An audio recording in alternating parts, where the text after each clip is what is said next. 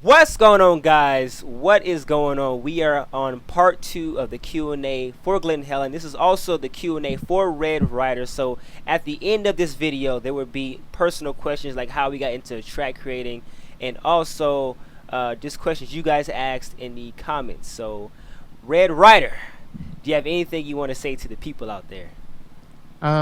Just thanks for enjoying my track. Spent, quite a bit of time doing it, and I'm happy to be a part of this interview and talk so people can finally kind of connect with the track creators a little bit more and kind of see what types of things that we have to go through just to make these tracks. Yeah. And also to inspire, future track makers as well, so we can keep this Reflex community going. Hell yeah. And with that being said, I hope you guys enjoy the episode, and let's get this thing going.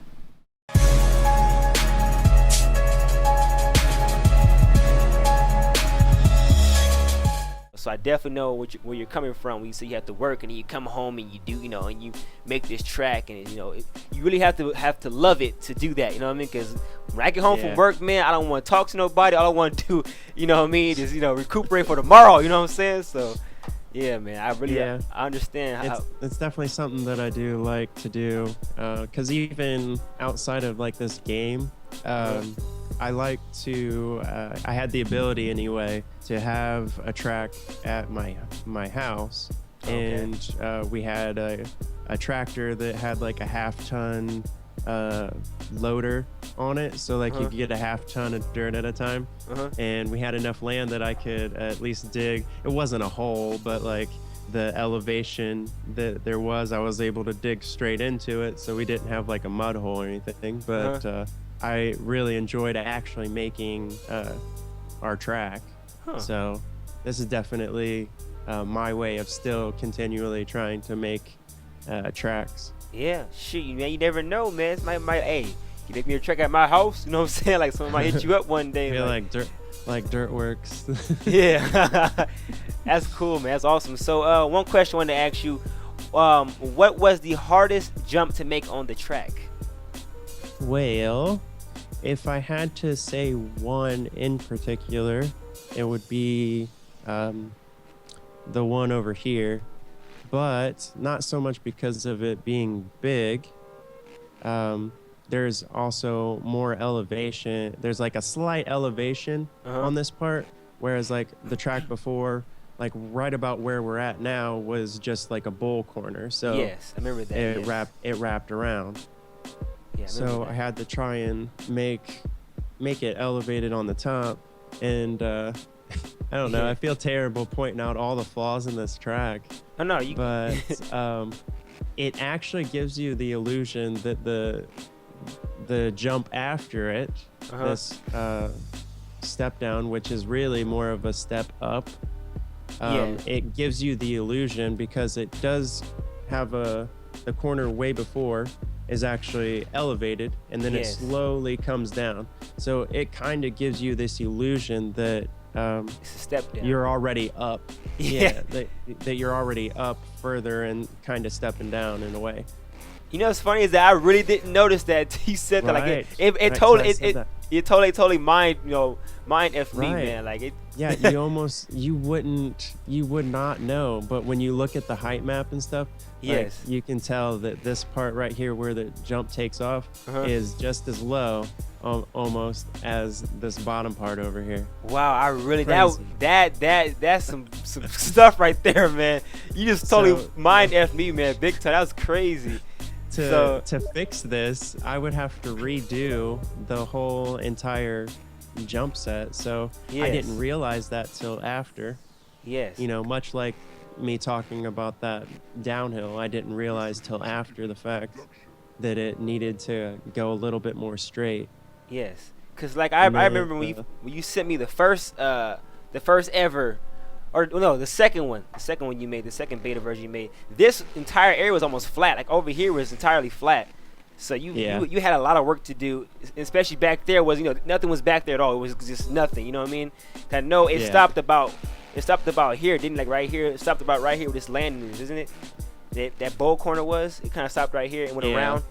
And then, so you had to remake all that stuff in the back. And the track. Because that's when I was first starting to go with last year's version. Yes. Because I had more of a tabletop triple type thing. Yes. It was like, like it was pretty much nothing. And then you sent me I'm not sure if it was the third update. And I was like, oh, this looks pretty cool. And then I don't know, I guess we missed a few updates or something. But you sent me one where it's like ruts and stuff. It blew me away. Cause I was like, where all this stuff come from? I was like, holy crap. But before the banners and stuff were here in the trees. But the track was definitely starting to form. You know what I mean? It blew me away. And then we didn't talk for, I guess, about 2 weeks maybe. Because I was kind of like MIA, going to school, summer school and stuff. And then you sent me the version right before this one. And man, it just totally blew me away. And I was like, wow, he turned nothing. Like it was just the first one you sent me was absolutely just nothing but a different shade of dirt. But nothing too special. Just you can see where the track path goes. Yes. And, you can kind of see a track. Yes. I was like, wow. And then you sent me this version with the the what you call the shader. What's it called again? The chromiance luminance map, or like just chrome lum. Yes, cause that man, you put that sucker on here, man. I was like, whoa, this looks really good now, man. So, man, now it's got different shades for the ruts and stuff. So yeah, the track came alive, man. So I couldn't believe like the first thing you sent me. I was like, oh, this is cool, but back in my mind, I'm like, man, what's this gonna be? You know what I mean? Like I know that it was just your first, you just starting, so I can't really take it. I can only take it with a grain of salt. So I was like, okay, this is cool. I'm glad he's let me see it before he starts making it. I really never expected something like this. It just blew me away how far you came with the track. Yeah. So yeah. For sure. I would say on time-wise, on what obviously I spent quite a bit of time making the track itself, but I also probably spent an equal amount of time making all these objects that I did make. Because having to learn how to use 3ds Max and modeling models it takes quite a bit of time. Yes. I didn't even know what normal maps were until Dark Slides let me know what it was. Yeah, it like makes your stuff look like magic. It really looks like the banners have all kinds of ripples in them. Yeah, that looks amazing, man. When you made my hay bale, man, I lost my mind. Like this stuff looks really good, man. You killed it with this track. Yeah, the interesting is that bale, it didn't actually have a normal map on it. I took the texture in Photoshop and made it so that it looked like it had ripples in it. Okay. So it's very interesting because Dark Sides was like, is there normal maps on these? But I don't think anybody else, besides someone who would have fun fact, you can ride the bridge. Oh, I didn't make it rideable. Watch, you can ride it. Let me see. Oh shoot. That's really cool. Oh, I had no idea I could do this. Yep. The sound effects too, that's pretty cool. Is that already pre-programmed into the game to do that, or because the material you're using? Or? Yeah, for the object that you make. Okay. You can choose a sound, just like with the poles. Yeah. But since I quickly made this and put it into beta slot 1, I forgot to check the bridge as rideable. Okay, I got you. But yeah, you can ride on it, so that's pretty cool. And you see that, guys? There's my banner right there with the Fallout 4, theme to it. Pretty awesome, man. I appreciate you for that. Yeah, I didn't know how you felt about that. Oh no, I know you play Fallout 4, and I thought, well, that'd be a cool theme to go with. Yeah, I love it, man. That's amazing. So these hills, man. Now I know these hills have been hard for you to make. So please explain. Well, the hills, the mountains themselves, I made with L3DT, which is just another software much like Leveler, but this was before I purchased Leveler. Okay. So, you know, I went the legit route and got Leveler. So, you know, $50.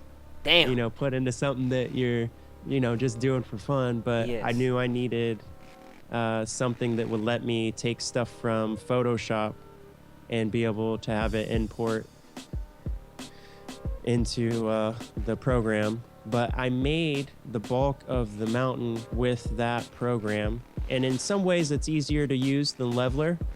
But overall, I would say I enjoy Leveler much better than that program. That program's also L3DT is one of the free programs. Okay. So that being said, at least it's free. Okay. Now, also the mountains in the background. Now, you told me it was very hard to make those, or time consuming. Can you explain why? Yeah, it took a little bit because they're really just large planes. And then I took a height map that I made in Leveler, then applied it to the plane, which gave me the different elevation and stuff.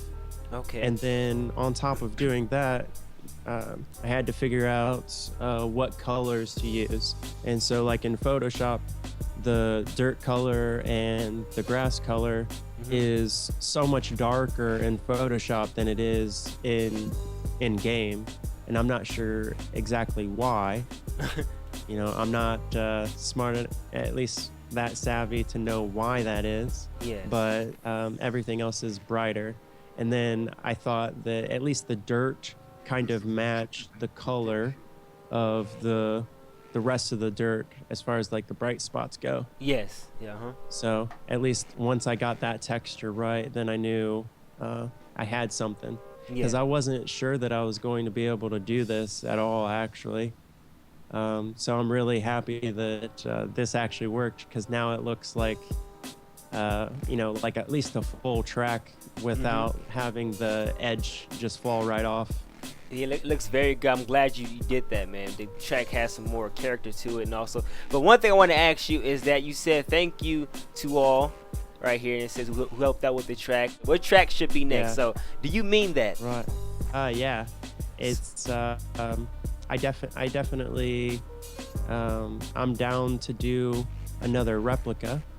Okay. But it'll definitely be something that's not going to be out for a little while, just because you know, starting school in late August, so my track making time will significantly go down. But yeah, I'd still be down to try and do something else, because I think whatever I try to do next, I'm gonna have one more experience working with Leveler, and I'll also have a different way or a different think to making the track than how I did this, by just kind of you know, eyeballing the general scale and the proximity of this to that.